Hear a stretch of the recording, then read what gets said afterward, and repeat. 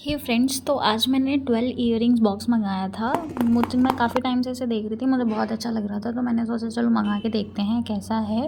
Actually ये आया तो ठीक था, पर थोड़ा इसका साइज़ देख के मैं डिसअपॉइंटेड हो गई थी, लेकिन फिर भी मुझे ये बहुत अच्छा लगा। इसकी क्वालिटी भी मुझे ठीक ठाक लगी, मतलब अच्छी है। वेलवेट थोड़ा वो है, लेकिन मतलब ओवरऑल अगर आप देखें तो ये बहुत अच्छा है। अफोर्डेबल रेंज में था और बहुत क्यूट क्यूट आप ये इसमें ईयरिंग्स रख सकते हैं। बहुत प्यारा था, मुझे सच में लिटरली बहुत पसंद आया ये।